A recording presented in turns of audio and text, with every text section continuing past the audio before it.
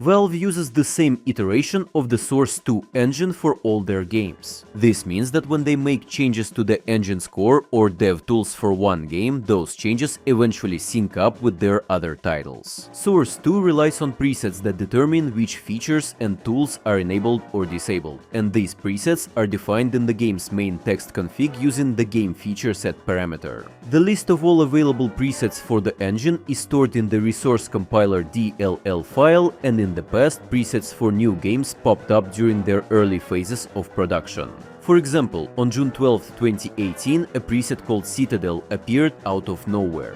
At the time, it was in the Half-Life universe, but only a year ago we learned that it became Deadlock.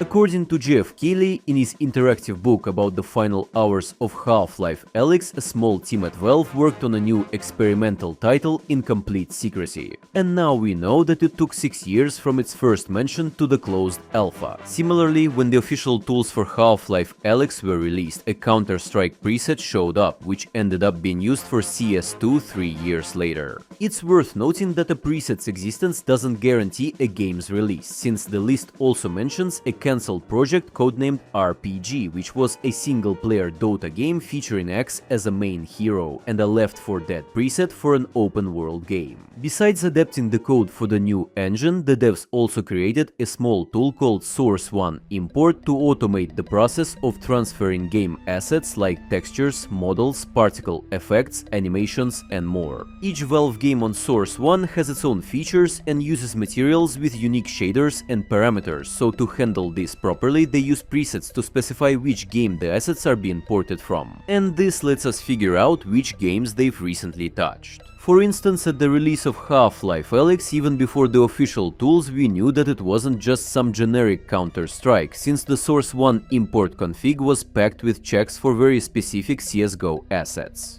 And using the same tool, Valve reused Half-Life 2 assets for early VR prototypes. A couple of months ago, in a Deadlock update, the devs added a new game feature set simply called TF, and despite the name, it was hard to figure out what it was at the time. But in a recent CS2 update, I found something interesting. A new check appeared in the Source 1 import tool, and its hierarchy is pretty curious. It starts with CSGO, then Dota, then HLX, which has been there for a while, and now a brand new one called TF. Knowing this, we can confidently say that Valve is adapting materials from a Source 1 game for a Source 2 shader called TF projected decals. And the same process was used when porting decals from CSGO and Dota. There aren't many official Source 1 games, so it's reasonable to assume this is tied to Team Fortress, but it's not as simple as it seems. So while you have time, check out Skins Monkey. Use code GABEN and get up to a $5 bonus. Select a few of your current skins, pick a new one in the same price range and exchange your old and ugly CSGO items to something new and shiny from Counter-Strike 2. Use code GABEN and buy skins much cheaper with a 30 plus 5% top-up bonus. Skins Monkey, links and my code down below.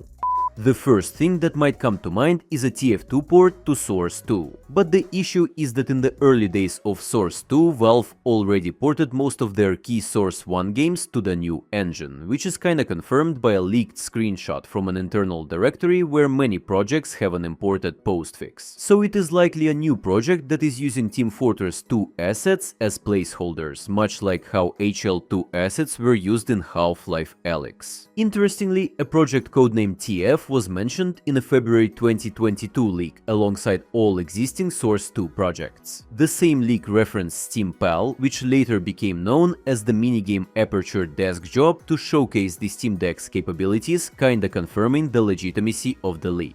The leak also mentioned two other projects, Bendy and Man, but we'll save those for another time. The biggest issue with potentially porting TF2 to Source 2 is that Valve doesn't seem capable of supporting another live service online game. They're already struggling with CS2's issues. Deadlock occasionally pulls dev resources from Dota, plus Valve officially wrapped up TF2's story in the final comic with a farewell message to players. Also released a full SDK that is now used by community projects projects for official Steam releases, and they keep dropping small updates with cosmetics and community content like upcoming Man vs. Machine maps or Halloween events. So it is safe to say this isn't TF2 on Source 2, since Valve already got burned porting CSGO, and doing that with TF2 would be even worse. It is also likely not the Team Fortress 3, cause they don't have the resources to support another live service game. It would also split the community, and it's unclear what they do with all the existing content and the established market of cosmetic items. Also, Deadlock updates keep leaking hints of some new game modes like player escorts, capture the flag, payload, and an early version of the new Dorman character has two color schemes, red and blue, which feels oddly familiar.